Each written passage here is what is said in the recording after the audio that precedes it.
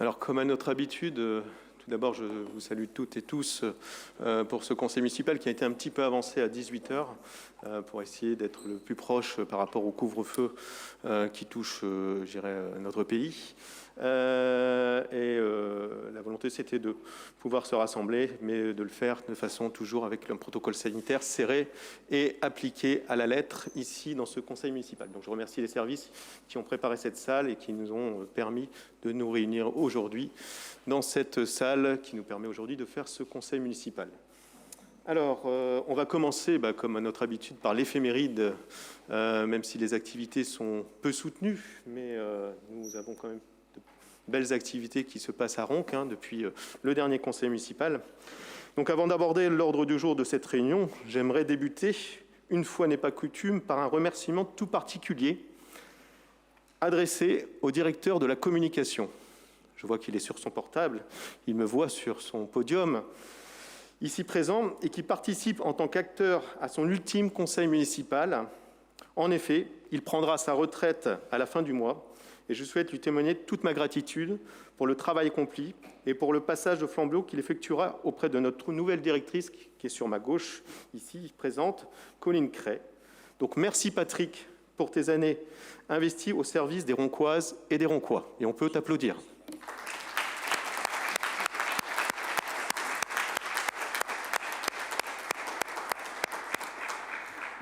Donc je te souhaite une bonne retraite et un bon relais, je dirais, qui se passe au mieux pendant ce mois de février. Donc commençons cette éphéméride par rapport au 18 décembre tout d'abord. À l'occasion des fêtes de Noël, la ville a fait le choix d'offrir un livre à chacun des élèves des écoles roncoises. Vous voyez ici les photos, aussi bien les écoles publiques et privées. Traditionnellement, la ville offre habituellement un spectacle de Noël ou une séance de cinéma aux enfants interdits actuellement en raison de la crise sanitaire. Donc nous nous sommes adaptés. La ville a donc fait le choix en cette année 2020 si particulière d'offrir un livre à chaque enfant. Un geste fort, un symbole et notre volonté de faire vivre la culture et la lecture auprès des plus jeunes. Et je remercie les services et M. Tellier avec les élus d'avoir contribué à cette distribution. Du 21 au 31 décembre, durant les vacances de Noël 2020, donc là on voit l'école municipale de musique qui a proposé ces ateliers pour aborder autrement la musique de manière ludique, créative ou pédagogique. Ces stages se sont adressés à tous les publics, élèves ou potentiels futurs élèves de l'école, ainsi qu'à tous les niveaux. Un programme développé au cœur du centre musical durant les vacances de Noël dans une ambiance magique et féerique. Du 21 au 31 décembre 2020, c'était aussi les accueils de loisirs, une fréquentation qui a enregistré un regain de fréquentation avec 138 enfants la première semaine, contre 115 l'hiver précédent. Donc vous voyez une augmentation. Ils se sont déroulés dans 2 écoles, la maternelle publique Kergomar et la primaire publique Pablo Neruda. Les bouts de chou et les filous ont partagé un univers tissé de couleurs au travers de grandes animations originales et ont découvert un studio d'enregistrement. Chez les cadets et les juniors, place aux apprentis magiciens, aux animateurs ou à l'initiation de la danse orientale. Les juniors et les ados ont rêvé, quant à eux, du pays d'Aladin et de la lampe merveilleuse. Le 22 décembre, en soirée, vous avez pu voir dans les rues de Ronques le jury du concours des illuminations de fin d'année, composé de plusieurs élus, mais aussi d'enfants et parents roncois, et parmi eux, avec le Père Noël, et à la rencontre des plus belles façades illuminées et décorées, qu'elles soient dans la ville ou dans le centre-ville. Les résultats ont donné le palmarès suivant. Tout d'abord, pour les résidents du Clos Notre-Dame, rue de la Latte, pour la catégorie appartements et balcons. La boulangerie-pâtisserie au plaisir des délices d'Hélène de Sort, au 423 rue Lille, pour la catégorie commerce. Et Nicolas Arnould, pour la catégorie maison, au 14 rue Pierre-Brossolette. Donc vous voyez les photos. Et donc c'était de très belles illuminations qu'on a mis à l'honneur lors de la remise des récompenses. Le 29 décembre, ce fut l'implantation d'un nouveau panneau d'information lumineux qui a attiré les regards, place Jean Jaurès, pour apporter l'information toujours au plus près. Donc ça vient compléter le dispositif qui avait été mis en place il y a quelques années. Le 30 décembre, Chantal Nice, adjointe aux fraternités locales et à l'action sociale, a distribué avec les agents de la ville 130 boîtes de chocolat pour les bénéficiaires des repas à domicile à la veille du Nouvel An, ce qui fut très apprécié. C'était l'occasion de rappeler toutes les actions proposées par le CCAS au fil des ans à destination des publics les plus fragiles.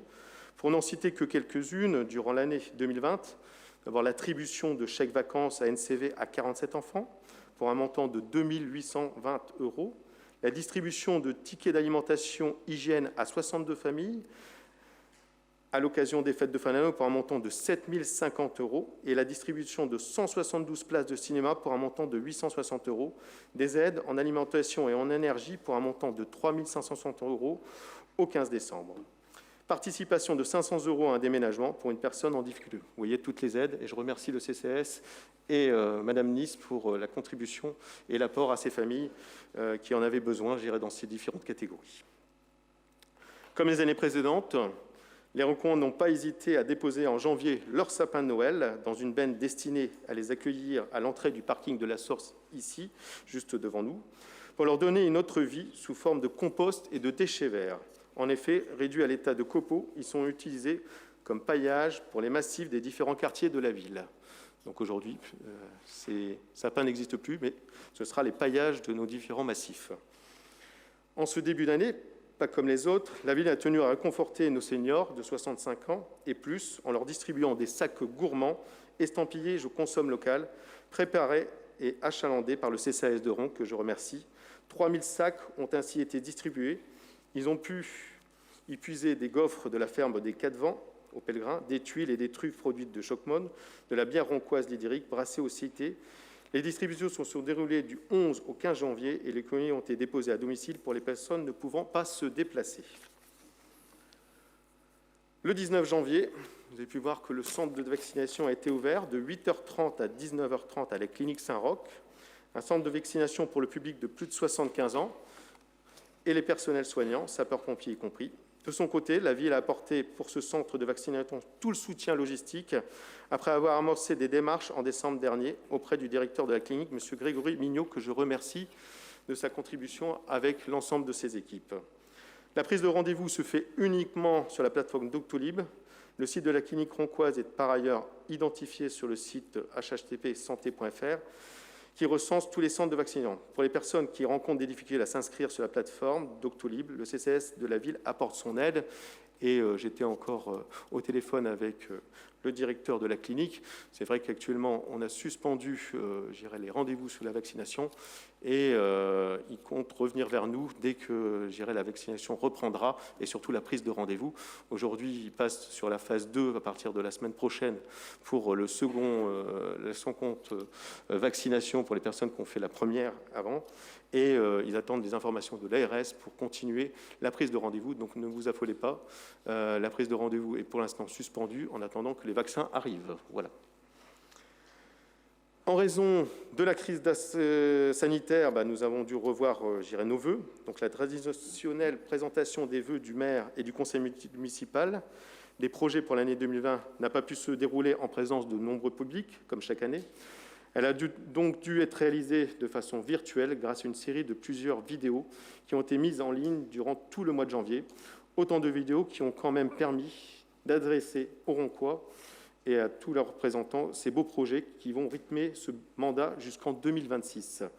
Le nouveau terrain synthétique au complexe sportif Joël Batz, les réhabilitations du centre musical, la salle Jules Gilles, la nouvelle piscine. Vous voyez, tant de projets qui viendront, commencer en 2021 ou se conclure en 2021, mais c'est aussi les projets de mandat.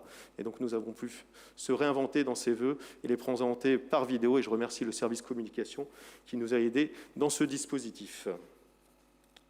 Le 25 janvier a été mise en ligne l'application Ronc Direct qui succède à TelmyCity. Cet outil, accessible depuis la page d'accueil du site de ronc.fr, est plus intuitif pour la population comme pour le traitement par les services municipaux. Avec ce nouvel outil de communication, Ronc est plus que jamais une ville qui crée du lien et échange en temps réel avec ses habitants.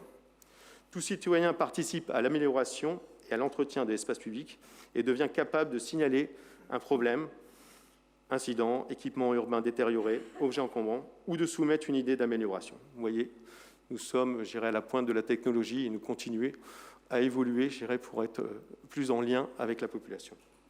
Le 28 janvier le service jeunesse a déménagé à l'étage des anciennes écuries. Vous pouvez voir les photos ici. Ce service était auparavant installé au JAM. Il est ouvert au public de lundi au vendredi de 8h30 à 17h30. On peut y venir y déposer un dossier, prendre des infos, pour tout ce qui est trait aux accueils des enfants, qu'ils soient extrascolaires ou périscolaires. Donc vous voyez les photos pour l'installation de ce service jeunesse. Voilà pour l'éphéméride jusqu'à ce conseil municipal.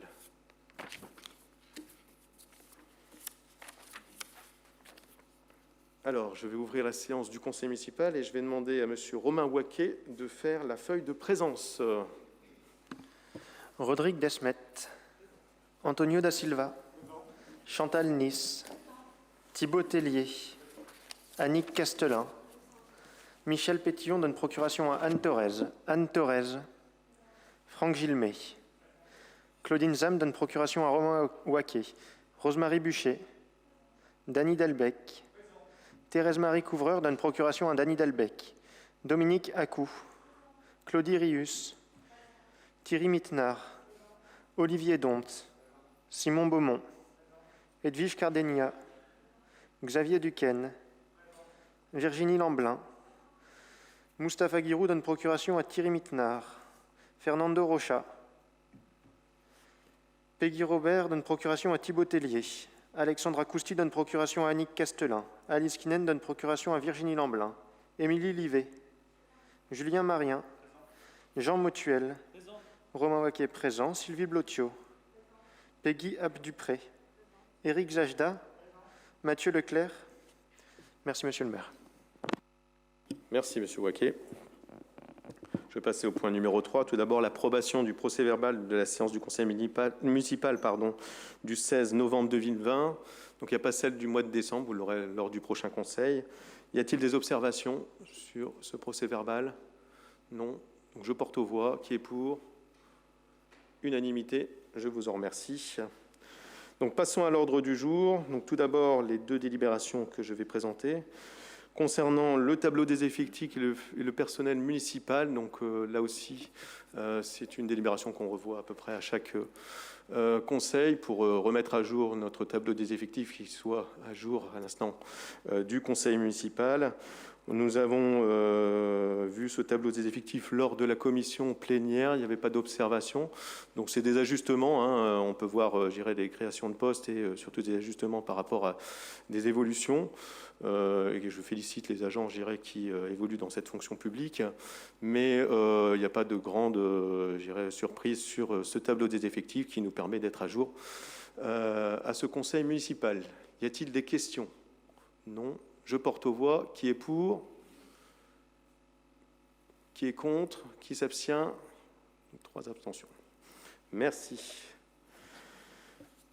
Point 1.02 concernant la délibération et le recrutement d'un nouveau collaborateur ou une collaboratrice dans le recrutement d'un directeur des affaires financières. Donc, comme la loi nous l'oblige, nous devons passer une délibération portant la disposition statutaire relative à la fonction publique territoriale pour la création des emplois à chaque collectivité par l'organe délibérant. Cette délibération interviendra courant 2021. La directrice des affaires financières va faire valoir ses droits à la retraite, un petit peu comme ce qu'on a vécu pour le départ de M. Bonte, et besoin de procéder à son remplacement, donc recrutement d'un fonctionnaire sur un grade du cadre d'emploi des attachés territoriaux. En cas de recherche infructueuse des candidats statutaires, possibilité de pouvoir pourvoir le poste par un agent contractuel. Donc le recrutement en CDD maximum de 3 ans renouvelable une fois, durée totale des contrats maxi 6 ans. À l'issue de cette période maximale de 6 ans, reconduction du contrat pour une durée indéterminée. Calcul de la rémunération par référence à la grille indiciaire du grade du recrutement. Donc on demande l'approbation du conseil municipal pour le recrutement d'un ou d'une directrice, un directeur des affaires financières à temps complet à compter du 1er juin 2021.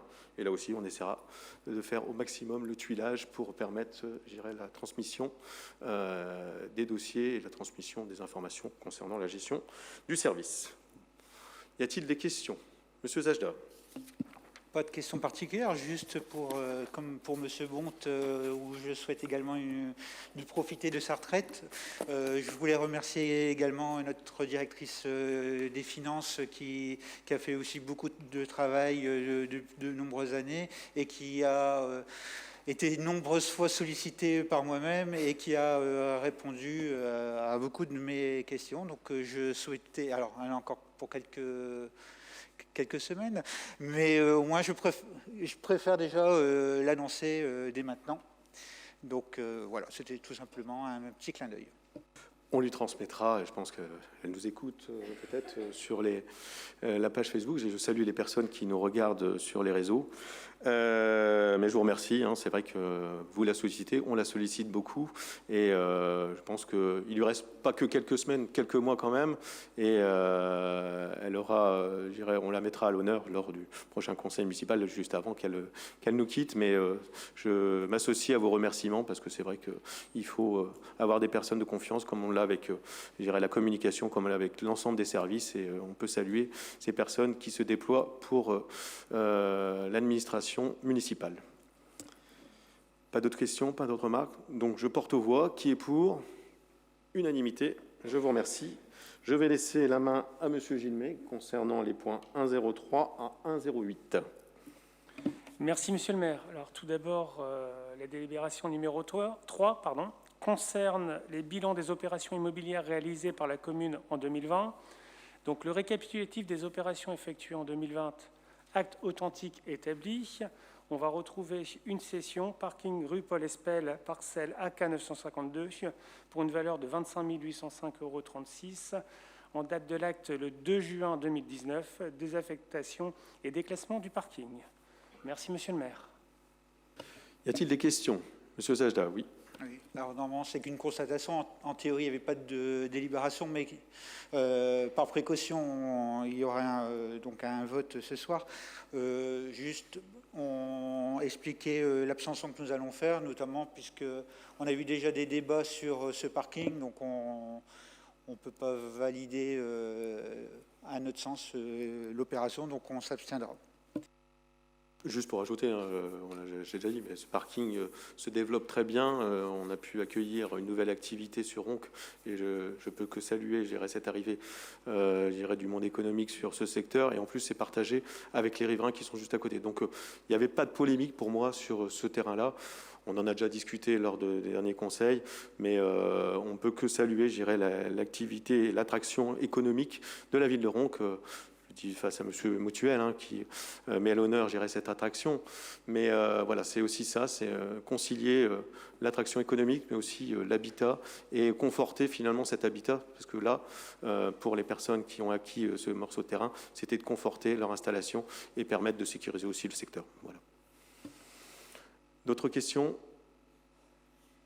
Je porte aux voix. Qui est pour? Qui est contre? Qui s'abstient? Voilà, 3 abstentions. Merci. Point suivant, Monsieur Gilmet. Merci, Monsieur le maire. Alors là, nous allons parler de la fixation des taux d'imposition communaux pour l'exercice 2021. Donc, il appartient à l'Assemblée délibérante de se prononcer sur les taux d'imposition, taxes foncières bâties et non bâties au titre de l'exercice 2021. En effet, en ce qui concerne la taxe d'habitation, les taux communaux sont gelés depuis 2020 à hauteur du taux de 2019, soit 32,12%. Je vous rappelle que la taxe d'habitation n'est plus payée pour 80% des contribuables, reste 20% qui paient encore la taxe d'habitation, avec un dégrèvement de 33% sur l'exercice 2021, 66% sur 2022, et elle va s'éteindre en 2023. Donc voilà pour la taxe d'habitation. Donc ce qui nous intéresse, c'est la taxe foncière. Donc il vous est donc proposé cette année encore de reconduire les taux de fiscalité inchangés depuis 2002. Donc, un taux foncier sur les propriétés bâties de 31,02%, une taxe foncière sur les propriétés non bâties de 52,39%. Alors, je tiens à souligner quand même que cet effort et la volonté de la majorité de reconduire le même taux depuis 2002 est à saluer et s'inscrit pleinement dans le contexte actuel très compliqué.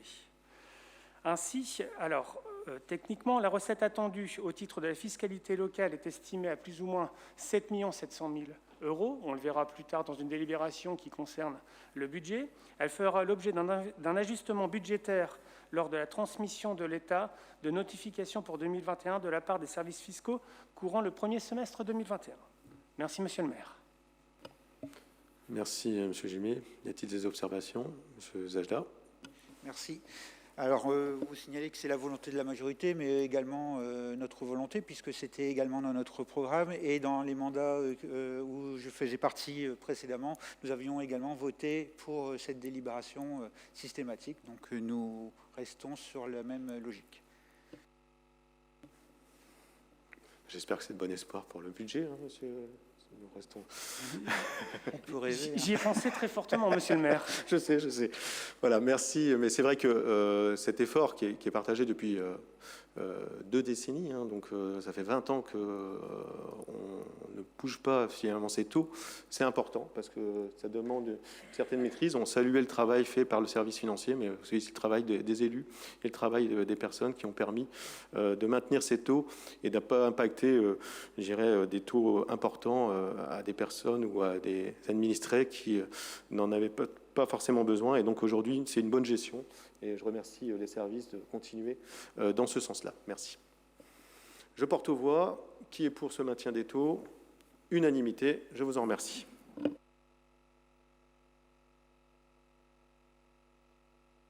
Monsieur Gilmé, point 105. Merci, Monsieur le maire. Alors là, nous allons aborder la constitution de provisions comptables pour créances douteuses. Alors, c'est une délibération dont on a déjà parlé. Alors, je vais vous rappeler un peu le mode de fonctionnement. Pour rappel, lorsqu'il y a un risque de ne pas récupérer le paiement d'une prestation, après plusieurs relances, il convient de considérer cette créance comme douteuse. Ainsi, partant de ce principe de prudence, il vous est proposé ce soir de constituer une provision pour dépréciation des comptes de tiers à hauteur de 2 500 €. Alors, pour resituer à peu près le montant de la provision, on est sur un budget que je présenterai par la suite de 16 millions d'euros. Donc, on est sur une provision pour créance douteuse de 2 500 €. On la crée, puisqu'il existe un risque, mais on est sur une valeur qui est quand même très minime. Voilà, Monsieur le maire, merci. Merci, Monsieur Gilbert. Y a-t-il des questions? Monsieur Zajda. C'est pour ne pas donner de bons espoirs à M. Gilmé. On votera pour cette délibération tout de même, puisque c'est qu'un principe comptable, et celle d'après également. Je vous laisse deviner pour la suite. Je devine. Je vous remercie. Je porte aux voix. Qui est pour? Unanimité. Merci. Point suivant, le 106. Merci, Monsieur le maire. Alors, sur cette délibération, nous allons parler de l'ajustement de la provision pour risque concernant les contentieux en première instance.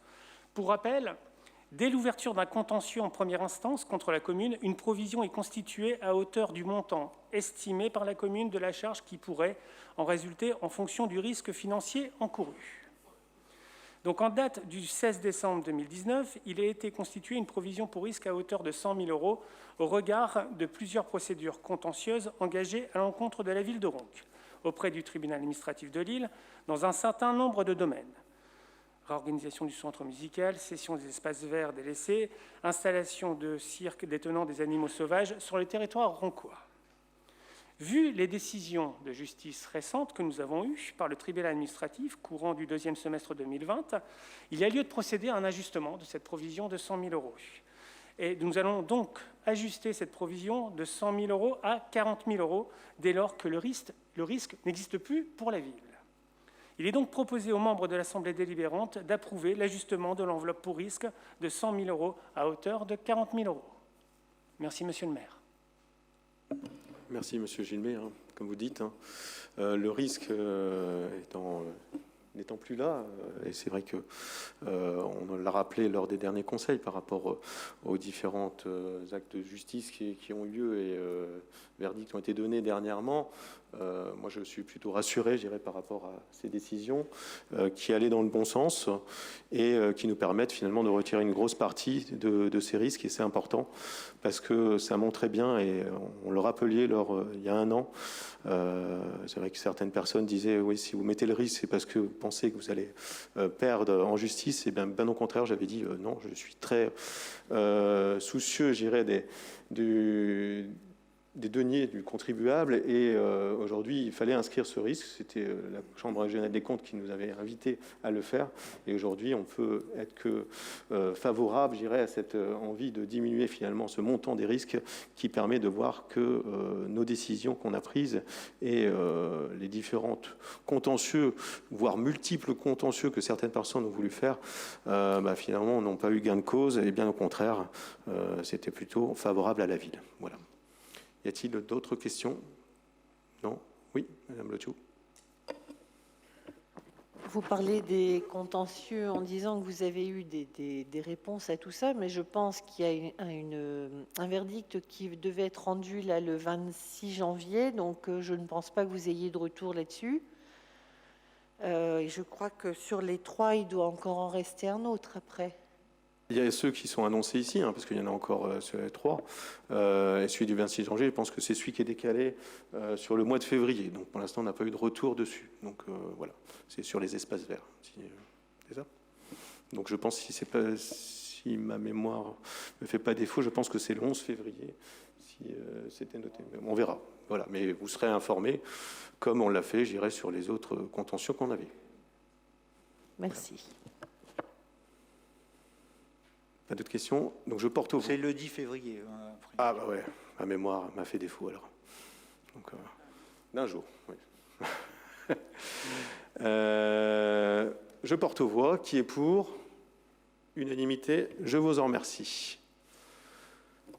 Point suivant concernant le budget. Non, la piscine, excusez-moi. C'est un beau projet. Merci, Monsieur le maire. Oui, la délibération suivante, c'est concernant la création d'une autorisation de programme de la nouvelle piscine familiale. Alors, en résumé, avant de vous lire les points juridiques, le vote de cette délibération et l'autorisation de programme concernant la nouvelle piscine familiale. Alors maintenant, on va s'accrocher parce que c'est un peu juridique. Et si je peux me faire un jeu de mots, je vais rentrer en apnée le temps de vous lire l'ensemble des points juridiques.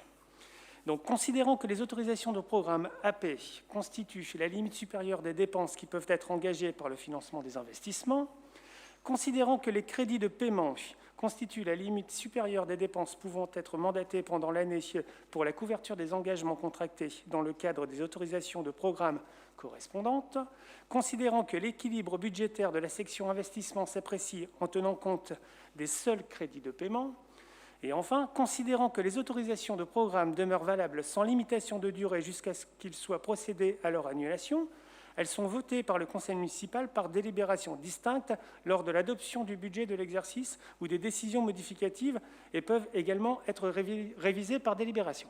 Je reprends mes respirations maintenant.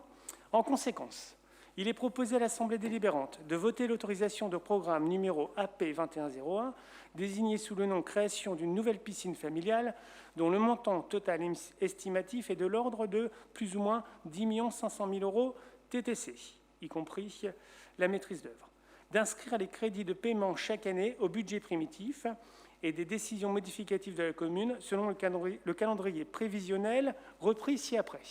Donc vous le voyez, et vous verrez que sur 2021, dans le budget primitif, on va retrouver les 450 000 €. Merci, Monsieur le maire.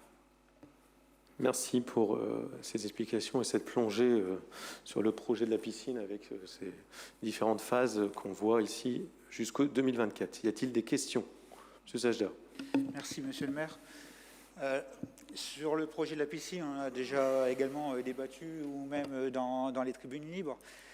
Pour nous, il est important que la piscine actuelle, on est tous d'accord qu'elle devenait vétuste et il y a de nombreux travaux qui se font d'année en année. Donc il y avait des actions à faire à ce niveau-là, notamment des actions écologiques qui sont très importantes à faire, puisque une piscine en elle-même n'est pas forcément très écologique, mais il faut aussi avoir certains loisirs, aussi l'éducation dans la natation pour les enfants. Donc il était nécessaire de travailler sur cette piscine. Le projet que vous proposez a certains points positifs, notamment elle permet aussi d'éviter l'interruption de la piscine, donc pas fermer l'ancienne avant que la nouvelle soit terminée. Des points nous ont également rassurés sur le projet, notamment que c'est vous avez repris le terme de piscine familiale, donc, qui était une crainte assez forte, et notamment quand on regardait votre programme pour les élections, on n'était pas du tout sur les mêmes photos. Là, on voit que c'est une piscine vraiment plus traditionnelle, familiale, or celle qu'on avait dans votre programme et que vous aviez un peu fait dans votre présentation permettait de montrer que c'était quelque chose qui était peut-être plus ambitieux et donc avec un peu plus de risques financiers. Un autre point qui était important pour nous, c'était de ne pas toucher au bois Laurent, puisque dans différents projets qui ont été même présentés, notamment au JAR, c'était de le construire à la place du JAB, ou bien également au niveau du terrain de foot du bois Laurent. Donc là, la présentation que vous avez faite montre que qu'elle va se trouver derrière nous là sur le parking de la Source. Autre point où nous avions montré un certain nombre d'alertes, c'était la sortie de la Source qui augmenterait en termes de véhicules. Donc là, vous nous avez signalé également qu'un rond-point était demandé auprès de la MEL pour pouvoir améliorer la circulation. Donc c'est quelque chose qui peut aussi nous rassurer, notamment qu'il y a aussi un lotissement non loin qui va être construit et même si tout le monde ne sort pas au même moment, ça fait quand même un accroissement de circulation. Par contre, il y a aussi des points négatifs. À notre sens, comme on vient de le signaler, on va augmenter l'activité de cette zone. Donc, puisque à cet endroit-là, vous allez également construire le tennis de table et le tennis. Donc sur le terrain, je crois, de 15 000 m², on va déjà mettre 7 500 m² de bâtiments. Si on prend les proportions des bâtiments existants, dessus on existe évidemment le terrain de foot qui part au niveau du Blanc-Four. Vous avez signalé aussi qu'il fallait déplacer cette piscine parce qu'il y avait un manque de place de stationnement par rapport à l'ancienne piscine.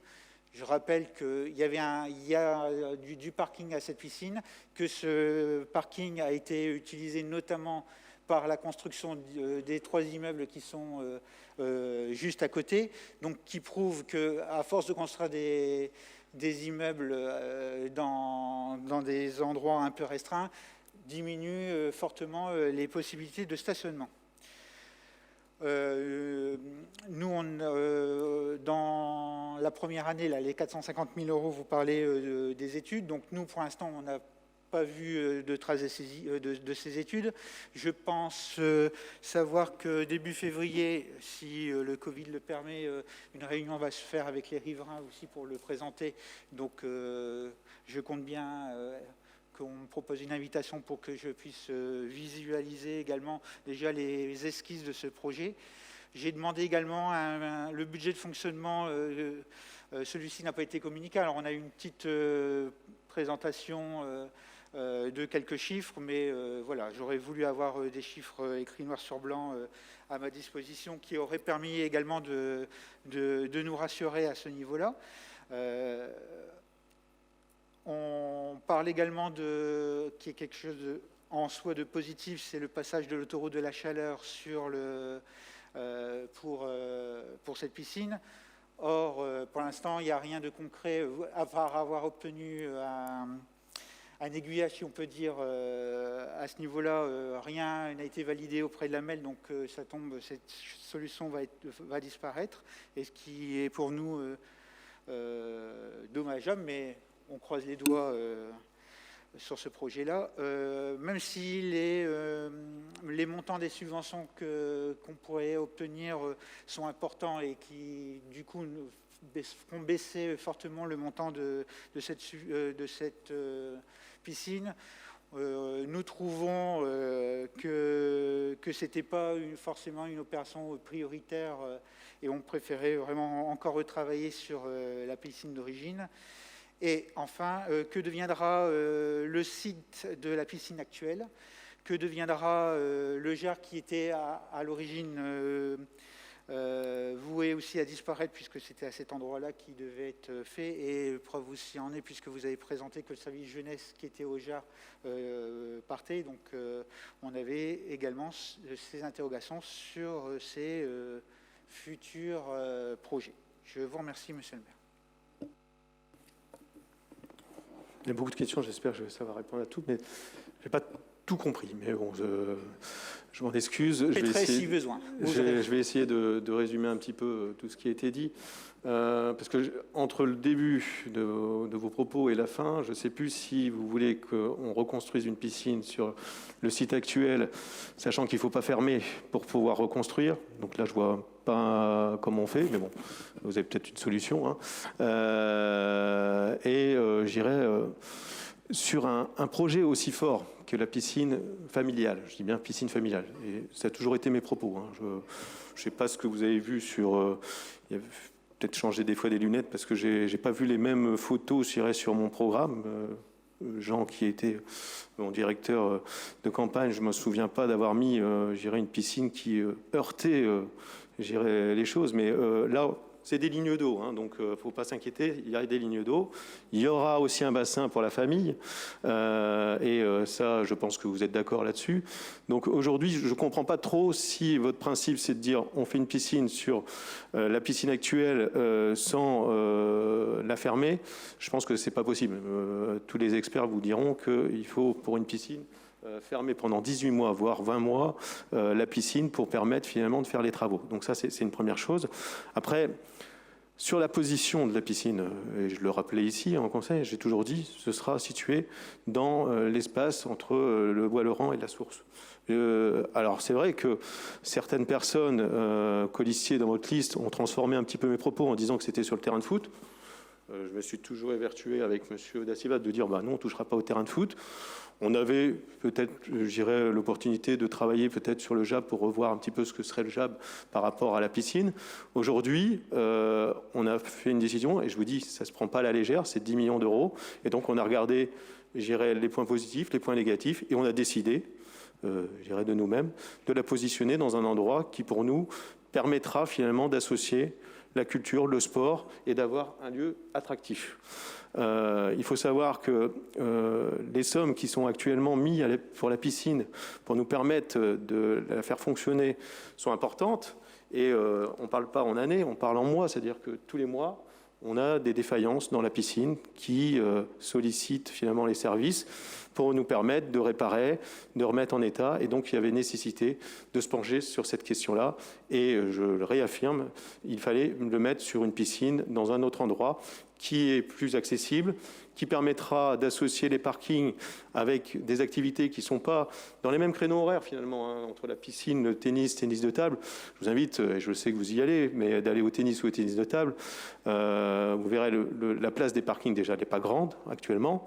Et aujourd'hui, on va doubler la superficie du parking qui est ici. Et on va le faire en intelligence. Et c'est vrai qu'on lance les études.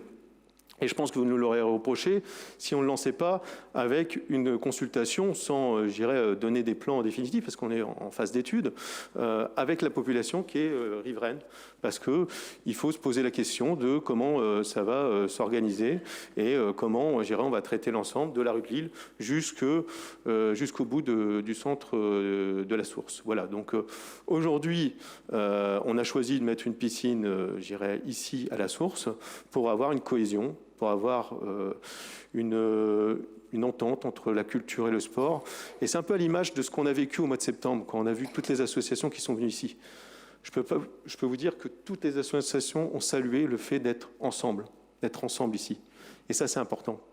Et je pense pas, je l'affirme, que les associations se porteront encore mieux en étant réunies ici avec la source, avec le centre culturel, et avec d'autres clubs. Et on est en train de voir avec la MEL, et ça c'est un travail aussi qui se fait pas, je dirais, à la santé. Il y a eu le temps de la campagne, et maintenant il y a le temps des discussions. Et c'est pas trahir, je dirais, les discussions qu'ont eu les services, mais encore aujourd'hui, la MEL était ici pour discuter par rapport au réseau de chaleur. Vous voyez ? Et donc on est vraiment en phase de travail. Et c'est ça aussi le rôle des élus, le rôle des techniciens, c'est de travailler dans le sens où on peut avancer et ça nous permet finalement d'apporter finalement par rapport à ce programme des solutions et surtout de faire venir cette piscine dans ce lieu-là dans les meilleures conditions et permettre finalement ce jumelage entre le sport et la culture. Donc on travaille là-dessus. Sur les projets sur le JAB, oui, on aura des projets sur le JAB. Le but, c'est pas de retirer le JAB, le but, c'est de faire fonctionner ce JAB. Et que ce soit l'ancienne piscine, pour l'instant, on n'a pas réfléchi par rapport à ce qu'il y allait avoir de l'ancienne piscine. Pour l'instant, construisons cette piscine et après, on verra ce qu'on fait. Mais vous serez associés et tout le monde sera associé, je dirais, par rapport à la volonté. Alors, c'est facile de faire des polémiques sur les constructions, même des constructions qui ont plus de 15 ans. Mais aujourd'hui, ces constructions vivent très bien en centre-ville. Moi, je ne mets pas à défaut, je dirais, les gens qui habitent actuellement au jardin de l'hôtel de ville. Je ne vous mets pas à défaut, je dirais, quand vous habitez dans des quartiers comme le Lierre. Ça a été construit à l'époque, ça a été des projets qui ont été emmenés. Mais moi, ce que je veux faire, c'est de construire la ville correctement et associer finalement des équipements qui permettent finalement une cohésion et un certain vivre ensemble. Voilà. Donc c'est simplement, je dirais, ces choses-là qu'il faut mettre en place. Et c'est tout notre rôle d'élus. Et vous êtes, je dirais, le bienvenu à la réunion de samedi matin, il n'y a pas de problème. En tant que membre du conseil municipal, je dirais ça là. Et vous verrez que le but, c'est de pas... C'est pas de polémiquer, c'est surtout de travailler ensemble pour que les aménagements qu'on fait soient faits en adéquation avec ce qu'il y a autour de cet équipement. On le fera, je dirais, par rapport à des problématiques qu'on peut trouver. Ça passe par la circulation, par l'accès du site et voir ce qu'on pourra aménager pour nous permettre d'avoir un accès sécurisé, sachant que là aussi, on n'est pas à tous sortir à la minute près et aussi c'est la volonté de l'équipe municipale de revoir aussi tout le process, je dirais, par rapport à la vitesse, à la sécurité dans notre ville. Voilà. Oui, monsieur Zajda. J'avais essayé de vous donner un petit point positif, quelque chose de bien. A priori, c'est tombé un peu à l'eau, si j'ose m'exprimer ainsi. Notamment, oui, pour le point positif par rapport à votre projet, c'est justement de faire la piscine sur un autre site pour permettre la continuité. Voilà. C'est vraiment le point important qui est à ce niveau-là. Pour nous, c'est clair que ce n'était pas le choix que nous aurions fait. Voilà, on voulait quand même souligner que dans votre réflexion, il y avait ce point-là qui était important et que c'était vraiment le premier point important et à souligner à ce niveau-là. Enfin, si vous préférez que les prochaines fois, on fait que des critiques, pourquoi pas. Pour revenir par rapport au niveau des différentes constructions qui ont certes 15 ans, c'est simplement pour montrer l'exemple que à force de construire sur des terrains étroits, on a des problématiques de stationnement puisque généralement on construit une place ou une place et demie de parking par logement et beaucoup de gens ont 2 voire 3 véhicules et du coup ils viennent s'installer sur le domaine public, notamment le parking de la piscine et donc on retrouve cette problématique quotidiennement et donc du coup les utilisateurs de cette piscine ils viennent à pied, à vélo, ils font du biathlon, du triathlon, mais ils ne viennent pas forcément en voiture. Donc voilà, c'était les 2 points que je voulais souligner par rapport à vos remarques. Oui, mais c'est juste de construire intelligemment. Je veux dire, aujourd'hui, voilà, il faut regarder dans son ensemble. Et moi, je me suis engagé avec mon équipe de regarder tous les dossiers. Je dirais vos propos lors de la campagne en disant il faut interdire les permis. Non, c'est pas possible. Vous le savez bien. Et aujourd'hui, c'est cette attitude à vouloir transformer les choses et avoir une vision et transformer des fois notre regard. On vous l'a redit plusieurs fois en disant non, on n'a jamais cité, je dirais, d'endroit. Il fallait se poser suite à la campagne pour nous permettre finalement de valider un projet dans un endroit bien défini. Et c'est tout ce qu'on a fait. Et vous voyez, on est en 2021, on est à 1 an après la campagne, et voilà, on se positionne et on avance pour faire en sorte que cette piscine familiale puisse accueillir les Roncoises et les Roncois dans les meilleures conditions, dans un secteur bien défini. Et je reviens sur le parking au Jardin de l'Hôtel de Ville. Pour moi, il n'y a pas de problématique au Jardin de l'Hôtel de Ville actuellement. Il y a Vous du dites qu'il y a stationnement plus de pour les place deux. Il n'y a pas de Il y a- place pour la piscine. Actuellement, problème. je dirais, si on veut une piscine un peu plus grande et plus familiale, oui, il n'y a pas de place. Mais actuellement, ça vit. Il y a des moments plus difficiles quand, je dirais, l'entrée ou la sortie scolaire. Mais aujourd'hui, ça vit et on fera en sorte de continuer à préserver ce lieu-là, comme on l'on fait sur d'autres projets. Et donc voilà, il faudra être très vigilant à ce qu'on veut faire demain sur cet emplacement de piscine. Ça revient, je dirais, sur l'analyse complète du centre-ville par rapport au parking, par rapport aux aménagements qu'on fait sur tous les sites. Mais aujourd'hui, vous ne me verrez pas, je dirais, contribuer à un une dégradation de l'image de Ronc. Bien au contraire, je suis là pour faire en sorte avec l'équipe municipale de donner, je dirais, une belle image de notre ville et de coordonner finalement le monde économique, l'habitat, le monde agricole pour permettre finalement qu'on puisse vivre bien à Ronc. Et c'est pour ça qu'on a autant de demandes. Madame Castelin, on a encore plus de 500 demandes, je dirais, de logements sociaux. Et toutes les personnes qui veulent venir habiter à Ronc, c'est parce qu'ils se retrouvent dans cette attractivité. Voilà. Et donc, on continuera à travailler pour cette attractivité, pour permettre finalement à nos Roncois et nos Roncoises, et aussi aux personnes, des fois de l'extérieur, s'ils veulent venir à Ronc, pour permettre d'être dans les meilleures conditions et ne pas dégrader finalement l'image de notre ville. Donc on comprend bien qu'il y aura bien un immeuble, enfin des constructions, pardon. Vous n'aimez pas. Je ne dis pas s'il y a de construction. Aujourd'hui, vous avez une piscine en lieu et place. Aujourd'hui, on verra comment on définit. Il y a aussi à travailler sur la jonction des parcs. Voilà. Vous voyez, c'est. On préférerait cette deuxième solution. Hein. Ah ben vous préférez, mais voilà. Bon, de Aujourd'hui, notre avis, si, hein, non, mais si on n'avait pas construit, vous ne serez peut-être pas ici. Je veux dire, aujourd'hui, il faut le faire intelligemment. Et il faut répondre aussi. Vous êtes d'accord qu'on doit répondre sur les logements sociaux, sur les 25%. Tout à fait.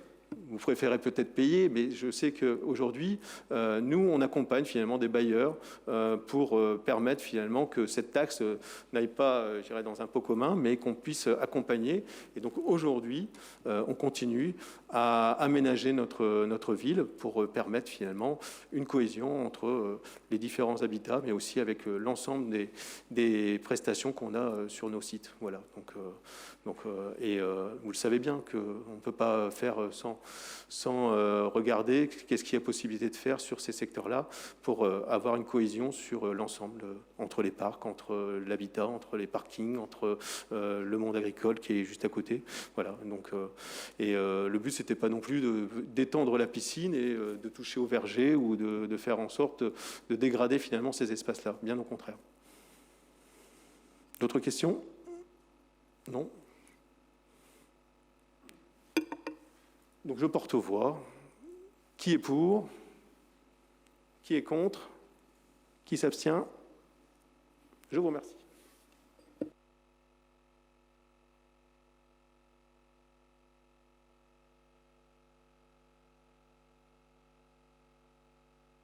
Gilmet, oui, allez-y.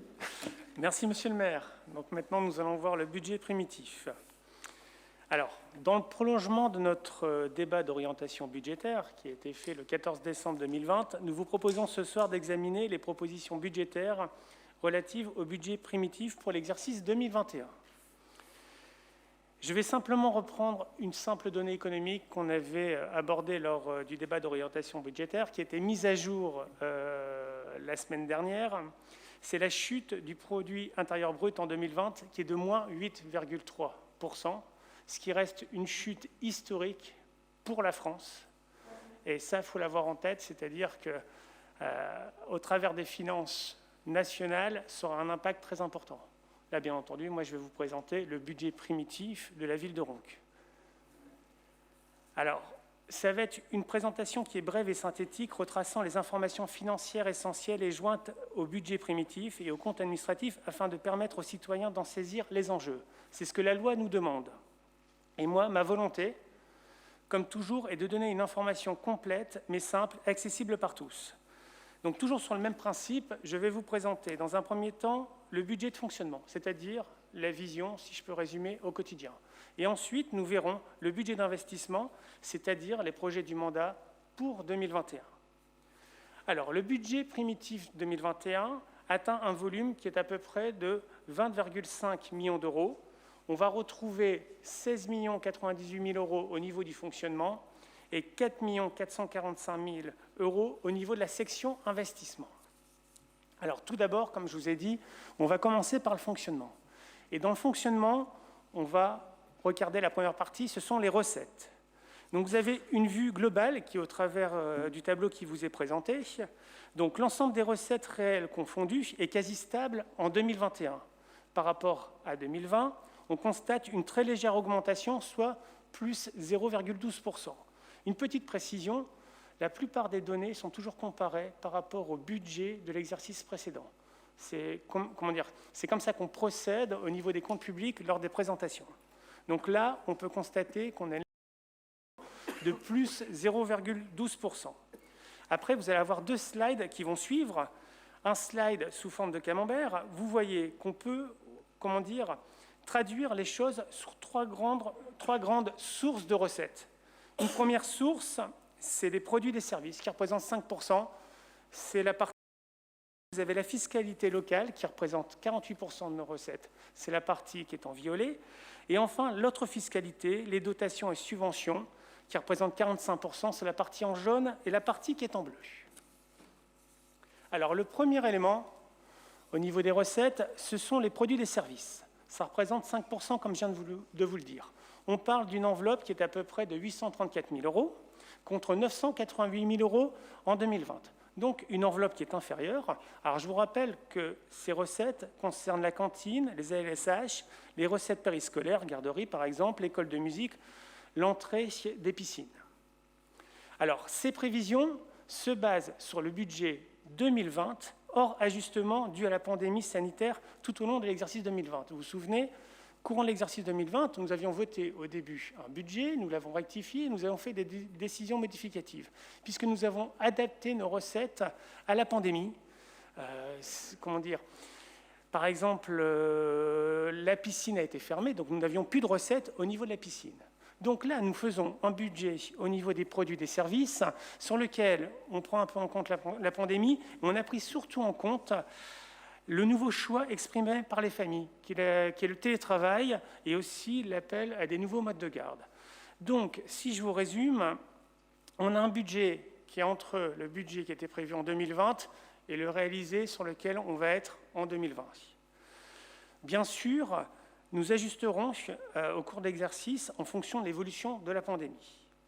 Si on fait un zoom sur le tableau qui vous est présenté, on voit qu'en 2020, nous allons atterrir à peu près à 577 000 € et nous faisons un budget à 752 000 €. C'est-à-dire que là, nous sommes encore dans la pandémie, mais nous espérons et nous croyons que les choses vont repartir, donc nous avons mis des recettes en face.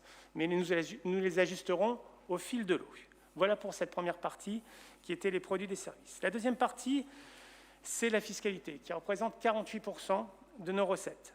D'un côté, vous avez les taxes foncières. On vient d'en parler. On a voté une très belle délibération sur laquelle on a décidé de maintenir les taux, et ça depuis 2002.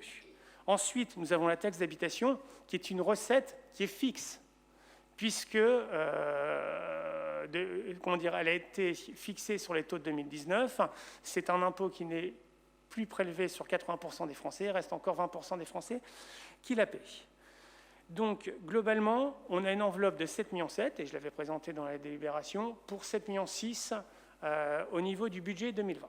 Donc là, nous avons vu la fiscalité, qui représente 48%, les services 5%. Maintenant, voyons la troisième partie, qui représente 46%. C'est l'autre fiscalité, les dotations et participations. Donc, je vous ai dit autre fiscalité, et là, c'est 31%. Vous allez retrouver les attributions de compensation à hauteur de 3 326 000 €, c'est pareil qu'en 2020. Vous allez retrouver les droits de mutation à hauteur de 650 000 €. Nous étions à 600 000 € en 2020. Nous pensons atterrir au budget 2020 et nous pensons atterrir de l'ordre à 790 000 €. Et enfin, vous avez diverses autres fiscalités à hauteur de 510 000 €, la taxe sur l'électricité, le centre de valorisation énergétique, CVE, et la taxe sur la publicité. Donc là, c'était 31%. Et enfin, la dernière partie, qui reste conséquente, ce sont 15% des recettes. Et là, au global, je vais parler de 2 390 000 € contre 2 435 000 € en 2020, donc relativement stable. Dedans, vous allez retrouver la dotation forfaitaire pour 1 450 000 €, qui reste stable, Petit rappel quand même, ça reste stable, mais nous avons perdu énormément sur le mandat précédent, à peu près 5 millions d'euros, si je vous dis qu'en 2015, elle était de l'ordre de 2 105 000 euros. Vous avez la péréquation à 115 000 euros, sujet qui sera à suivre, puisque les calculs vont probablement évoluer dans les budgets futurs. Vous avez la CAF, la subvention de la CAF, qui est à 320 000 euros, qui était plus élevée, entre guillemets, sur le budget précédent, mais on l'avait déjà expliqué dans une délibération précédente. Aujourd'hui, nous ne touchons plus la subvention de la CAF liée à la petite enfance, donc à la SIC Caléide. Elle est versée directement à la SIC. Donc, nous avons une recette de subvention qui est moindre, mais nous le verrons après dans les dépenses. Nous l'avons compensée par rapport à la subvention que nous versons à Caléide. Et enfin, on a la compensation de l'État sur la taxe foncière, la taxe d'habitation à hauteur de 300 000 euros et le solde de différentes recettes pour plus ou moins 205 000 euros.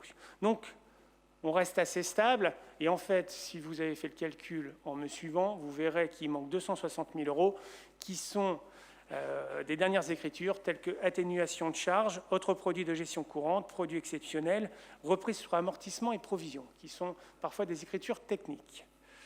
Donc, en conclusion, je vous ai présenté les recettes. Vous avez vu les grands axes des recettes. Ce qu'on retient, c'est qu'on est à peu près à plus 0,12%, donc ça reste très stable par rapport au budget 2020. Après avoir vu les recettes, maintenant, on va regarder les dépenses de fonctionnement. Alors, pour ce qui correspond des dépenses réelles de fonctionnement, on voit qu'on a aussi une augmentation qui est relativement faible de plus 0,57%.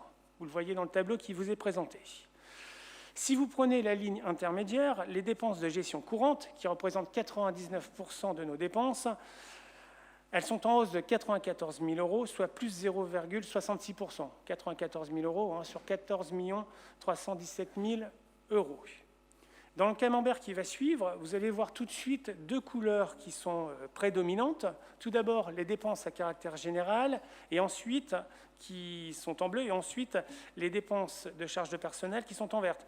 Les deux représentent quasiment la totalité de nos dépenses à hauteur de 89%.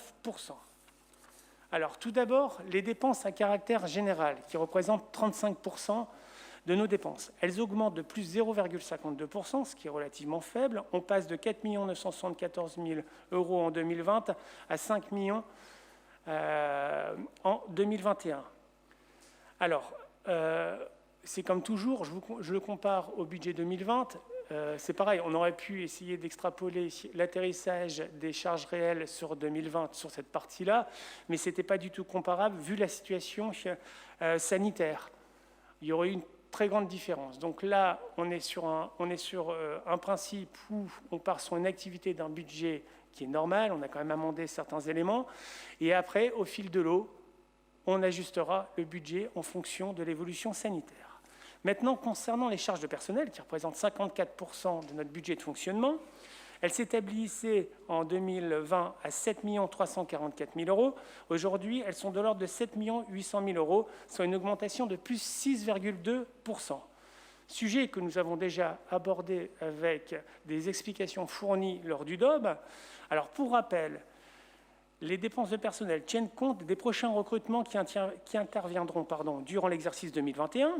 Il y aura un tuilage de 4 agents compte tenu de la spécificité du poste occupé, des agents il y en a qui vont partir à la retraite, sur lesquels on a déjà donné des noms en ce début de conseil municipal.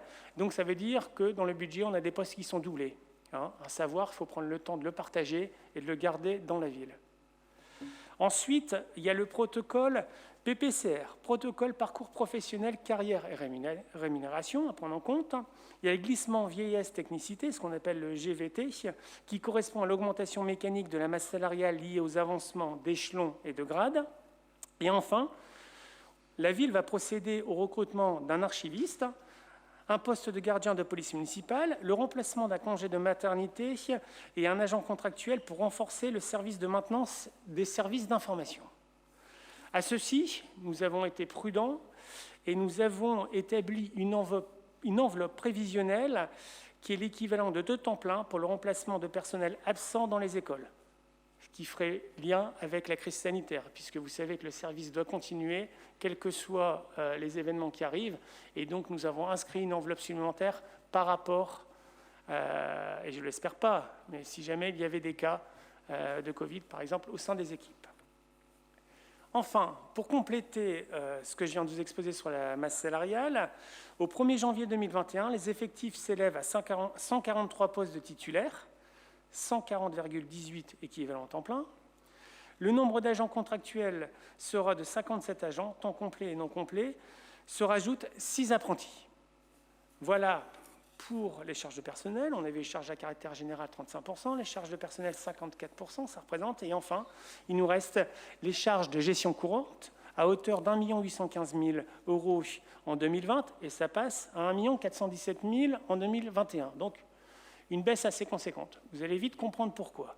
Alors, à travers ça, nous allons trouver la subvention prévisionnelle, par exemple, du CCAS à hauteur de 255 000 €, le subventionnement aux associations à hauteur de 159 000 € et le financement provisionnel municipal à destination de la CICALID. Donc, je fais le lien tout à l'heure à ce que je vous ai expliqué, puisqu'on ne touchait plus la subvention de la CAF qui est versée directement à CALID.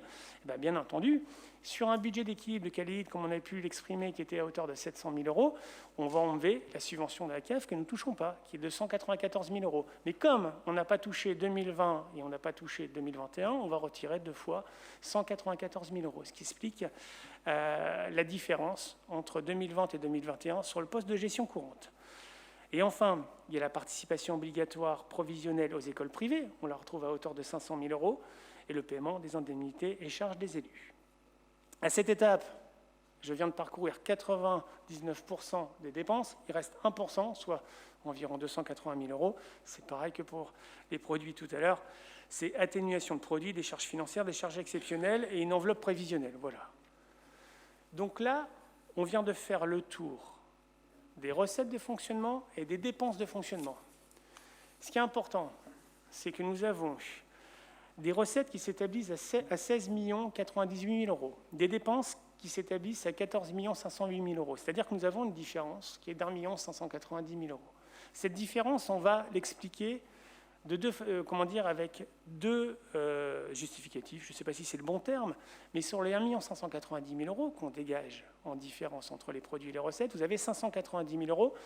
Ce sont les amortissements. Les amortissements, je vous rappelle, c'est une technique comptable. Lorsque vous faites un investissement, vous dépensez l'argent la première année de l'investissement, et après, la loi vous permet d'étaler la charge dans vos comptes de fonctionnement sur plusieurs années. Donc, on étale cette charge. En 2021, elle va être à hauteur de 590 000 €, mais on ne sort pas de trésorerie face à ça. Donc, c'est déjà un plus qui va nous servir à financer l'investissement.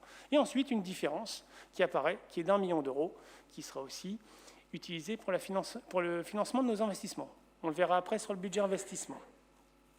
Après, si je vais être transparent avec vous, on a 1 590 000 €, mais il faut retirer le capital de l'emprunt qu'on rembourse, ce qui fait à peu près un autofinancement net d'1 million 100 000 €. Puisque le capital de l'emprunt n'est pas très élevé, puisque nous sommes très faiblement endettés, il est à hauteur de 445 000 €.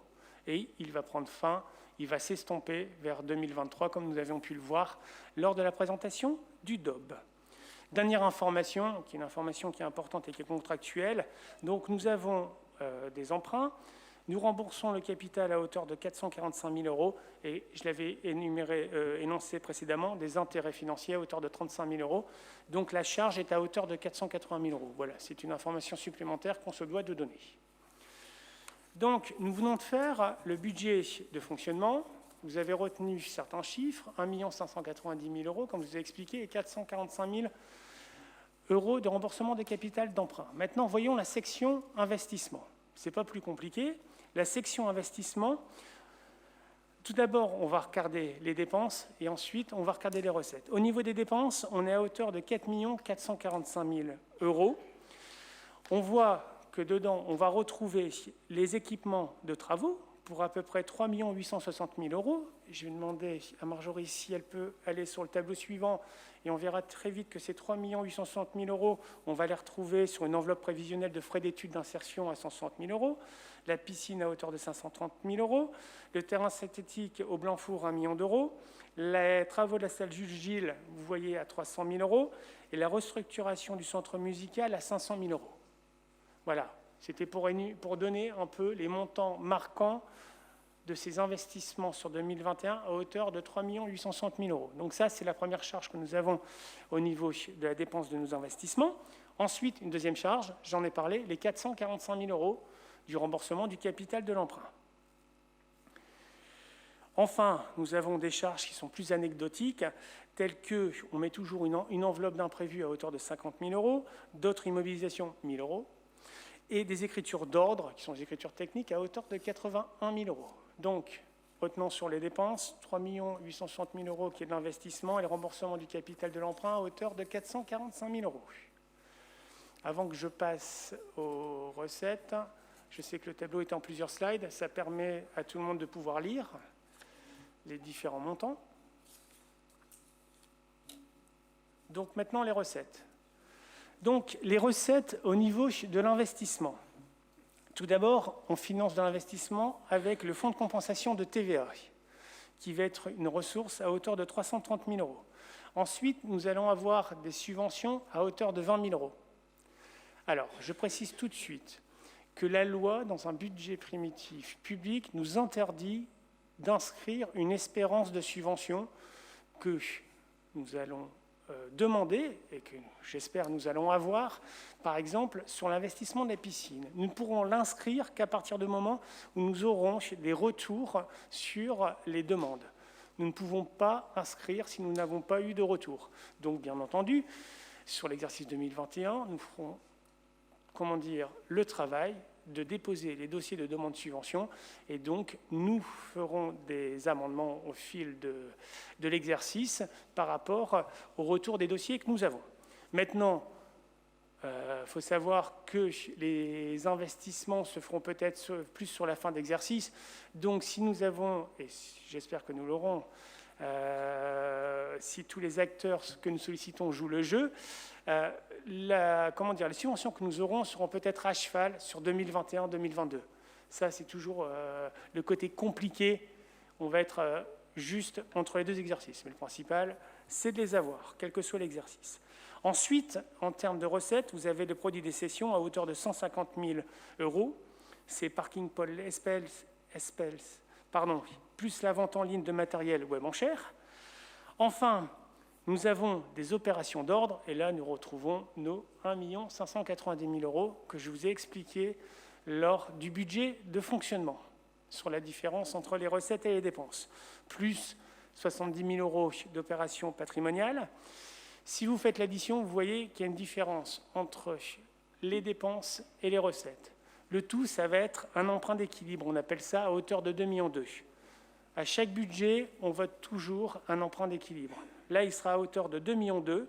Il fera l'objet d'une suppression lors de l'affectation du résultat N-1, comme nous avons pu le faire l'année dernière. Lorsque nous avons eu le résultat 2019, nous l'avons affecté et nous avons supprimé l'emprunt d'équilibre. Donc voilà pour la présentation du budget primitif. J'ai fini, je vous ai présenté le budget de fonctionnement et le budget d'investissement. Alors, si je résume, nous sommes conscients que nous commençons 2021 dans un contexte sanitaire compliqué et économique incertain, donc nous faisons preuve de prudence, mais cela ne doit pas nous empêcher d'enclencher les projets ambitieux du mandat, c'est ce que nous faisons, et ainsi de soutenir, de contribuer à la reprise économique souhaitée par tous, ce qui est très important. Enfin, nous suivons de façon très attentive le plan de relance de 100 milliards de l'État, afin de pouvoir intégrer ce dernier concernant nos investissements lorsque cela sera possible. En conclusion, je résumerai le budget de la façon suivante. Soyons ambitieux, mais réalistes, et gardons toujours notre optimisme, gage de succès assuré pour le présent et le futur.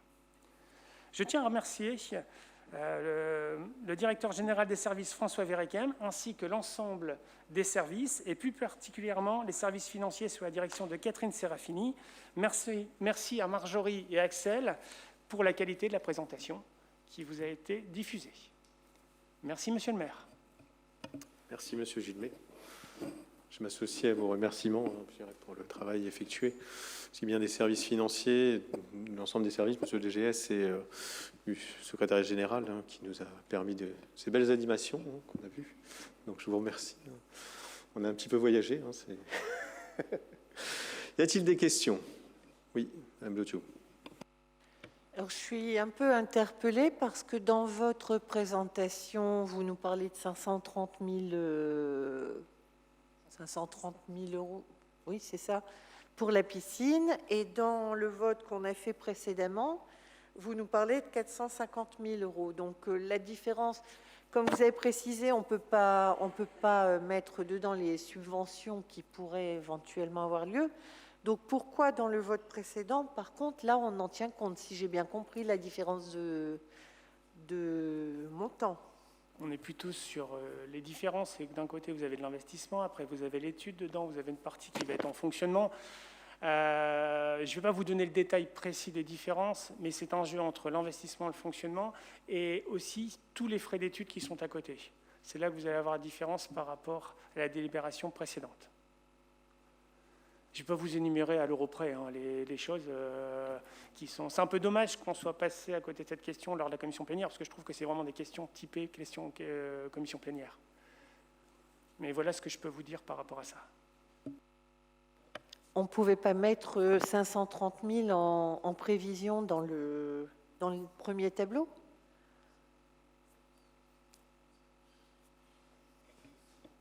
Budget d'investissement, fonctionnement, c'est des choses séparées. Je ne sais pas quoi vous répondre. C'est quelque chose qui répond à une règle qui nous demande de séparer les deux. Donc, les délibérations qui ont été présentées respectent cette règle. Donc, le montant qui a été mis dans la délibération précédente respecte ce que la loi nous demande dans la présentation des projets. Et donc, on ne peut pas mettre, entre guillemets, ce qu'on veut dedans. Donc, le cadre juridique de la présentation de la délibération qui a été fait par les services est conforme. Voilà. Merci. Monsieur Sajda. Alors, on en avait parlé en commission, mais j'avais plus les chiffres en tête où j'avais vu justement une distinction en ce sens-là. Alors, je comprends bien qu'il y a une partie, c'est dans le fonctionnement, donc les 80 000 euros, si je comprends bien, les 450 000 qui sont dans l'investissement. Donc, du coup, les 10 450 000 en globalité sont un peu biaisés parce qu'ils vont faire retrouver certains éléments qui sont également dans le fonctionnement. Je pense que ce sera peut-être plus au début avec certains frais d'études et peut-être moins, mais il y aura peut-être des travaux des services ou des choses comme ça qui seront peut-être dans le fonctionnement, qui ne seront pas inclus non, pour plus tard. Bon, ça, on pourra en rediscuter plus tard, il n'y a pas de souci. Juste pour... Je me permets quand même, parce oui. que la délibération, comme je vous ai dit tout à l'heure, d'inscrire des crédits de paiement chaque année au budget primitif et décision modificative de la commune. Donc, vous avez une enveloppe qui est de 10 500 000, après qui sera avec des décisions modificatives en fonction des exercices. Il y aura peut-être des passe-passe entre les exercices. Donc, nous sommes sur un montant qui est un budget. Un budget est une prévision. Et après, vous verrez l'ensemble évoluer comme on le fait toujours évoluer dans un budget par des décisions modificatives, un budget rectificatif, hein, voilà, tout au long de la vie de l'investissement. Ça a bien été notifié dans la délibération. Comme vous le dites, hein, c'est de la prévision, hein, donc voilà, ça va fluctuer, j'irai par rapport aux années, et voilà, on reviendra dessus dans les prochains mois, voire les prochaines années, pour réajuster et redonner plus de précision par rapport à ces éléments-là.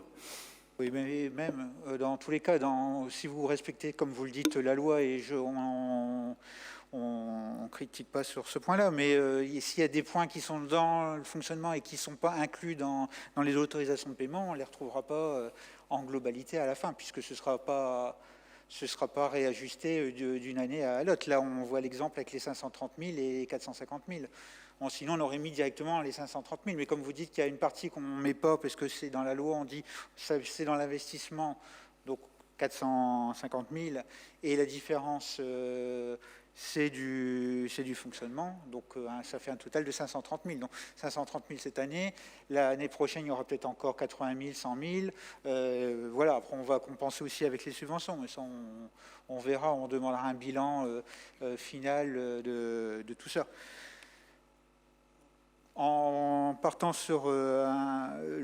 en globalité, Je voulais également remercier donc, tous les services pour l'établissement de ce budget, puisque ce n'est pas que les services financiers, puisqu'il faut aussi faire l'étude auprès de tous les services pour pouvoir établir ce budget. Évidemment, sur le principe du budget, on peut être que pour, mais on ne va pas voter pour, évidemment, puisque le budget que vous présentez, c'est l'instrument de votre politique.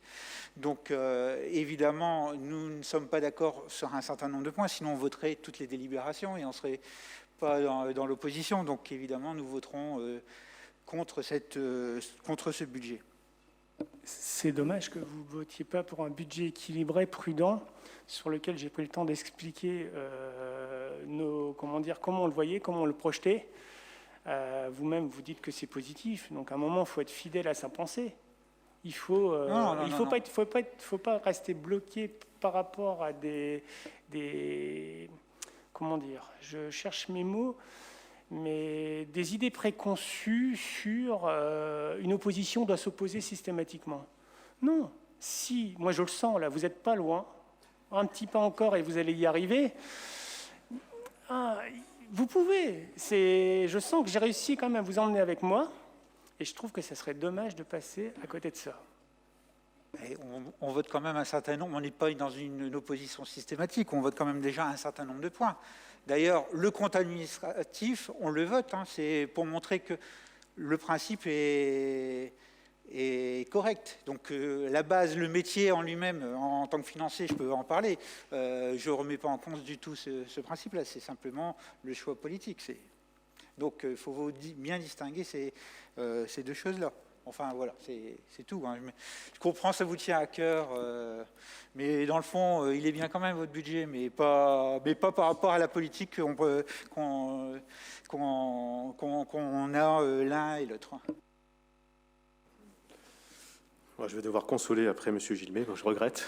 Mais bon, c'est comme ça. Pas trop près, il y a les distances. Oui, non, mais c'est voilà. Non, mais on le fait tout à fait convenablement. Mais voilà, c'est un vrai, parce que bon, je pense que le dialogue entre l'opposition et la majorité, voilà, on essaye de l'avoir, et je le dis, Monsieur Zajda, moi je suis toujours prêt à écouter, à dialoguer.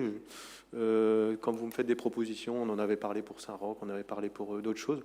Voilà, il faut aussi être dans ce que vous nous avez témoigné au début de ce mandat, c'est être constructif. Être constructif, c'est aussi valider ces points-là et arrêter de se chamailler sur des points qui, pour moi, sont des détails, parce que finalement, on se retrouve dans 99% des choses. Parce qu'on a la même envie, c'est que Ronc soit à la hauteur de ce qu'elle est aujourd'hui et qu'elle puisse rayonner encore plus fort, j'irais, dans cette métropole. Donc voilà, bon, c'est un regret et on fera avec. Mais peut-être les prochaines années, on arrivera à ce que l'opposition soit encore plus constructive et qu'elle puisse, j'irais, se rassembler dans un groupe que moi j'appelle Ensemble pour Ronc. Et ensemble, voilà, c'est aussi avec l'opposition qu'on peut des fois travailler. Donc voilà. D'autres questions? Non? Eh bien, je porte aux voix. Qui est pour? Qui est contre? Voilà, je vous remercie. Merci, Monsieur Gilmé, et je remercie encore l'ensemble des services, le service financier, par l'intermédiaire de Monsieur le DGS, pour tout ce travail. Et maintenant, place, j'irai, à la réalisation de ce budget. Et je sais que les services sont prêts à être missionnés, j'irai, pour entamer ce budget et permettre finalement la réalisation de nos projets. Merci. Madame Nice, parlons un peu de l'action sociale et de la convention qui nous a mis quelques années pour arriver avec Adoma. Et voilà. Je vous remercie de ce travail fait avec les services pour nous permettre d'avoir cette convention qui est présentée aujourd'hui. Oui, alors dans l'ancien Formule 1, ça fait quelques années que sont accueillis des gens en grande difficulté. À l'heure actuelle, ce sont essentiellement des demandeurs d'asile. Mais depuis le début de la création de cet accueil, la mairie avait souhaité avoir formalisé les relations qu'on pouvait avoir avec Adoma et demander une convention. Bon, elle a mis du temps à se mettre en route, cette convention. Mais aujourd'hui, elle est signée par les trois parties, c'est-à-dire la mairie, le CCAS et Adoma. Et ça formalise les relations qu'on peut avoir avec eux, notamment sur les moyens mis en place par Adoma, la scolarisation des enfants maternels primaires, la restauration, les accueils périscolaires, les centres des accueils de loisirs sans hébergement, les aides sociales facultatives versées par le CCAS, les devoirs des citoyens et le comité de suivi et de la communication. On a actuellement des bons rapports avec Adoma. On a pris acte de se retrouver de temps en temps pour faire un peu le point. Et donc, on vous demande d'accepter la signature de cette convention avec Adoma. Alors, il y a un petit point encore que Monsieur le maire est en train d'essayer de résoudre. C'est Adoma est sur la même route que le restaurant qui est à côté, le Buffalo Grill. Ça pose quelques petits problèmes, notamment en été, quand les enfants jouent dehors, ils sont un petit peu en danger. Et donc, Monsieur le maire est en train d'essayer de voir si on ne peut pas faire deux voies distinctes pour arriver sur Adoma. Nous avons interpellé Monsieur le Préfet et la métropole pour essayer de trouver une solution. Voilà, c'est pour la sécurité aussi des personnes qui sont chez Adoma, mais aussi des personnes qui vont dans cette restauration, que j'espère voir ouvrir très bientôt. Mais voilà, donc on travaille aussi là-dessus. Et je tiens à dire aussi, ça nous permet aussi d'avoir, je dirais, les dispositifs qui sont mis en place par Adoma et d'avoir un suivi sérieux, tout en respectant, je dirais, le secret sur les personnes, je dirais, qui sont là-bas et sur le listing qui nous est transmis et qui est plutôt échangé avec Adoma. Oui, c'est aussi pour pouvoir, quelquefois, sur le niveau scolaire, pouvoir prévoir des classes où... Ça, il faut voir avec M. Tellier, mais c'est pas toujours facile parce que les familles peuvent être bougées d'un centre vers un autre très rapidement. Et des enfants qui étaient inscrits, quitter le centre, quitter l'école en quelques jours de temps, c'est ce qu'on nous a dit. Donc c'est vrai que ce n'est pas toujours très simple à gérer pour ce qui est du côté scolaire. Mais sinon, on a visité le centre, il est bien tenu et on a de bonnes relations avec eux. Je remercie le CCAS, mais je remercie aussi le service scolaire qui a travaillé dessus, le cabinet qui a échangé, je dirais, avec Adoma et le préfet pour nous permettre d'avoir cette convention tripartite qui nous permet de fonctionner et surtout d'être à l'écoute et en dialogue avec Adoma et les différents services. Y a-t-il des questions? Oui, Madame Blotio. Alors, je suis un peu chagrinée parce que, bien sûr, nous sommes pour cette convention. Ce qui me chagrine aujourd'hui, c'est de l'avoir à l'état de projet sous les yeux et d'entendre qu'elle est déjà signée alors qu'elle passe au vote aujourd'hui. C'est plus sur le principe que ça me chagrine que sur le fait qu'elle soit signée. Vous savez, c'est un dialogue qu'on a depuis des années. Je dirais, après, s'il y a des ajustements et la signature, elle viendra juste après le Conseil. Donc voilà. Je viendrai apposer ma signature suite à la validité du Conseil. Ce qu'il y a, c'est qu'elle est validée par Adoma, ça c'est vrai, et c'est normal. Je veux dire, ça doit aussi passer par leur service, et nous, je dirais, on vient la consolider finalement lors de ce Conseil municipal. Donc c'est comme ça qu'on fonctionne, je dirais, couramment au sein. Donc ne soyez pas chagrinés par, je dirais, cette interprétation, mais notre volonté, c'est de pouvoir accompagner Adoma et d'être en étroite relation, aussi bien le CCS, la ville et Adoma pour permettre d'accueillir dans les meilleures conditions les personnes qui sont dans ce foyer. Monsieur Zajda. Merci. Alors juste pour rebondir un petit peu sur les propos de Madame Nice, alors oui, c'est vrai que c'est dommageable aussi d'apprendre peu de temps avant qu'un enfant quitte l'école parce qu'il part dans un autre centre, mais donc c'est aussi une problématique administrative, comme vous l'avez souligné, mais c'est aussi un problème humain pour eux de changer systématiquement vu les différents organismes. C'est déjà une population qui a eu des problèmes significatifs. On les met dans un centre. Ils n'ont pas le temps forcément de... Je ne vais pas trouver le mot adéquat, mais s'habituer. Et voilà, ils doivent changer de centre. Donc voilà, humainement, c'est aussi un peu compliqué à leur niveau. Bon, après, je fais une entière confiance, je dirais, à Doma, je dirais, par rapport à l'accueil qu'ils ont. Hein. Ils essayent d'avoir un suivi et d'avoir une certaine cohérence dans ce suivi social des familles qui sont là-bas. Nous, on doit mettre en place cette convention. C'est un petit peu à l'image de ce qu'on avait fait avec les gens du voyage aussi, hein, je dirais, pour permettre finalement d'avoir une convention entre les différentes villes pour accueillir les gens du voyage sur les terres roncoises. Mais ouais, vous voyez, cette avancée sur les conventions, je pense que toutes les villes ne le font pas à chaque fois avec Adoma, et je peux que saluer, je dirais, cette initiative. Peut-être trop tardif pour vous qui arrivez, je dirais, dans ce conseil municipal, mais c'est le principe de fonctionnement, c'est les discussions, le dialogue, l'échange, les allers-retours de cette convention qui nous permet, je dirais, de raturer ou de corriger, je dirais, certains articles, et à la fin de valider quelque chose qui permettra finalement d'avoir un suivi. Après, je dirais, on ne rentre pas, je dirais, dans ce suivi social, là c'est plus au niveau national, mais nous on accompagne au mieux, et je le rappelle, hein, c'est tous les services qui se sont mobilisés pour pouvoir permettre finalement cet accompagnement, tout en respectant finalement les missions d'Adoma. Donc, Et puis je voudrais dire à Monsieur Zajda que le départ d'une famille, c'est pas forcément négatif. Ça peut être aussi parce qu'ils ont un logement plus pérenne ou plus grand ou plus adéquat suivant la grandeur de la famille. C'est pas toujours quelque chose de négatif. C'est difficile à vivre pour les services scolaires parce qu'ils doivent prévoir, mais pour la famille en elle-même, c'est pas toujours quelque chose de négatif.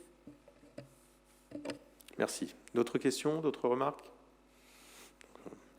Donc je porte aux voix qui est pour unanimité. Je vous en remercie. Merci Madame Nice. Madame Castelin, concernant le portail cartographique métropolitain des logements locatifs sociaux. Merci, Monsieur le maire. Alors, l'AMEL propose de signer une convention entre les organismes sociaux, les communes qui sont membres de l'AMEL, Action Logement, le département du Nord. Alors, l'AMEL dispose des données qu'elle veut partager sur un outil d'observation qui permettra aux différents partenaires de consulter et d'alimenter avec leurs propres réflexions et travaux dans une transparence entre interbailleurs et intercommunes. Et ce portail servira aussi bien à l'urbanisme qu'au service logement. Merci, Monsieur le maire. Je vous remercie. Y a-t-il des questions? Non. Donc, c'est un nouvel outil de travail qui nous permettra d'être encore plus réactifs et d'avoir une vision complète. Merci. Je porte aux voix qui est pour unanimité. Je vous en remercie. Monsieur Da Silva, concernant le deuxième acompte des subventions. Merci, Monsieur le maire. Lors du conseil municipal du 14 décembre, on a voté un premier acompte à un certain nombre d'associations pour l'année 2021. Toutes les associations ont été consultées de nouveau afin de savoir si elles avaient un besoin de finances pour continuer leurs activités, que malheureusement aujourd'hui elles sont plutôt au ralenti, pour ne pas dire nulles, dans le contexte sanitaire qu'on connaît tous. Et aucune association n'a souhaité un complément d'acompte. Par contre, on a l'association l'amicale du personnel qui nous a sollicité pour obtenir un acompte de 4 500 € pour lui permettre de continuer sereinement son activité. Vous avez le tableau qui est joint, donc il n'avait pas eu d'acompte au 14 décembre, donc là il nous sollicite un acompte de 4 500 € et donc je vous propose de le voter afin qu'il puisse sereinement continuer les activités pour le personnel municipal. Oui, je rajoute par rapport à cette activité, c'est en relation avec l'amicale du personnel que nous travaillons pour permettre finalement cette année, bon, on n'a pas pu faire les vœux, mais on a voulu accompagner le personnel, pour les saluer pour ses vœux, pour les remercier pour le travail accompli, et donc accompagner le cadeau d'un bon, je dirais, dans les restaurations roncoises quand elles seront rouvertes, je dis bien. Et donc c'est pour ça qu'on demande au conseil municipal de se positionner par rapport à ces 4 500 € qui permettront d'accompagner à hauteur de 20 € par fonctionnaire cette contribution qui permettra de redonner une dynamique.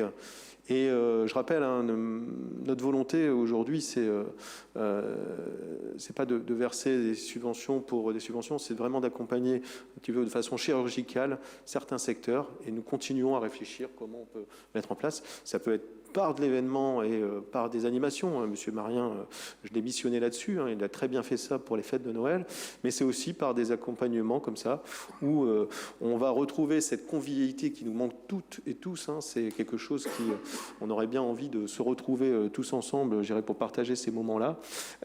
Et je l'espère le plus vite possible, ils pourront profiter de ces bons et d'accorder cette subvention permettra finalement d'accompagner, je dirais, ces bons d'achat à l'ensemble du personnel de la ville. Voilà.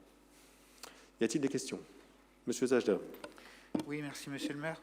Habituellement, n'ayant pas forcément le temps de prendre le temps de regarder l'ensemble des subventions données aux associations, nous préférons s'abstenir. Là, on parle uniquement de l'amicale du personnel et justement sur le projet que vous avez apporté, on voulait aussi marquer le coup et voter pour cette délibération. Oui. C'est presque la conclusion, mais non. On s'y retrouve. Non, mais voilà. Mais je vous remercie, je dirais, de votre apport et de votre soutien, je dirais, dans cette subvention. Et ça fera plaisir à l'ensemble du personnel que l'ensemble du conseil municipal s'associe à ce geste et permettra de nous retrouver très rapidement dans des conditions meilleures pour nous permettre de faire profiter les commerces et les restaurants roncois. Monsieur Da Silva. Oui, en effet, vous n'êtes pas associé à l'attribution de ces aux sommes proposées pour chaque association, mais je vous rappelle qu'au mandat précédent, j'avais invité à plusieurs reprises un de vos membres lequel j'avais pris des rendez-vous et qui les annulait systématiquement au dernier moment. Donc ce n'est pas un manque de volonté de vous y associer, c'est tout simplement que pour des raisons certainement d'agenda, ça n'a pas pu se faire. Donc, on est parfaitement à votre disposition pour en discuter. Tout à fait, c'est justement ce que je disais par rapport à un problème de temps où on prend... C'est parce que c'est quand même des gros dossiers à étudier, donc on ne prend pas le temps. Et je tiens à signaler qu'une fois, c'est moi qui participais à cette réunion avec vous, j'y étais. Ou deux, peut-être même 2 fois. Donc, Oui. Non, mais je tiens à préciser également que lors des mois de mars, avril, mai, je vais rencontrer avec les services chaque association afin de vérifier avec les présidents et les trésoriers et d'autres éventuellement membres du bureau que les besoins et les projets de chaque association pour leur proposer une subvention. C'est vrai qu'il est difficile actuellement pour les associations de se projeter sur l'avenir, sachant pas depuis septembre 2020 jusqu'à maintenant, c'est difficile de voir un petit peu les activités. Donc, mais je sais que M. Da Silva et les services sont là pour accompagner, aussi bien, je dirais, pour les inciter à faire quand même leur assemblée générale de façon visioconférence et autres, mais pas en présentiel, mais pour permettre finalement la continuité de l'association, mais aussi pour être à l'écoute. Et je le redis ici, il est important de rester à l'écoute et de voir, je dirais, nos associations, notre monde économique, l'ensemble des personnes, pour accompagner. Je l'avais dit il y a quelques mois, la crise que nous vivons aujourd'hui, elle ne s'arrêtera pas le jour où tout le monde sera vacciné. Ça continuera parce qu'il y aura des problèmes économiques, il y aura des problèmes d'association. Il faudra voir comment on fait avec les adhésions, comment les associations vont pouvoir retrouver des adhérents dans leur association. Et donc, nous, on sera là, je le redis, on sera là pour les accompagner, on sera là pour être vigilants aussi, et faire en sorte que nos associations puissent redémarrer et que l'ensemble des personnes qui contribuent à l'activité de notre ville puissent continuer et finalement passer ces moments de la meilleure des façons et nous permettre de rebondir et de repartir sur le bon pied. Voilà. Monsieur Da Silva. Je suis ravi d'apprendre que vous allez voter cet acompte pour l'amicale du personnel. Et j'espère que vous serez aussi au rendez-vous pour voter les subventions des associations, de toutes les associations, étant donné que c'est un point fort pour chaque activité qu'ils ont. Et ce serait important qu'ils voient aussi qu'on est tous avec eux pour les aider à continuer et à faire leurs activités qui sont très importantes dans la ville. Merci. Écoutez, si on arrive à dégager du temps pour pouvoir venir vous voir, nous serons ravis de vous entretenir. Je vous remercie. Je porte aux voix qui est pour unanimité. Je vous en remercie. Monsieur Duquesne, concernant une petite rectification par rapport à ce qu'on avait voté le mois dernier.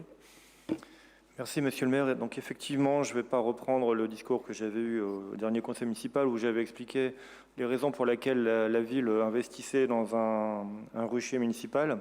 Ces raisons étant avant tout d'ordre pédagogique pour avoir un outil pédagogique qui permet de sensibiliser les habitants, les jeunes en particulier, à la biodiversité, à l'intérêt des pollinisateurs qui jouent un rôle très important dans un certain nombre de domaines. Il se trouve que la convention qu'on avait préparée pour mettre en place ce rucher comportait une erreur matérielle que nous rectifions par la présente délibération, que je vous remercie de bien vouloir accepter. Merci, monsieur Duquesne. Y a-t-il des questions?